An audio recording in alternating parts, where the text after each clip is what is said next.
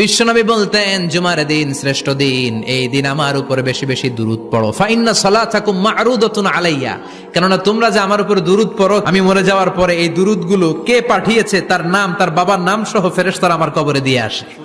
সাহাবারা বললেন, ইয়া রাসূলুল্লাহ কাইফা সালাতুনা মা'রুদাতুন আলাইক, আপনি মরে যাওয়ার পরে আমাদের দুরূদ কেমন করে আপনি দেখবেন? ওয়াকাদ আরিমতা, আপনি তো পচে গলে মাটির সাথে মিশে যাবেন।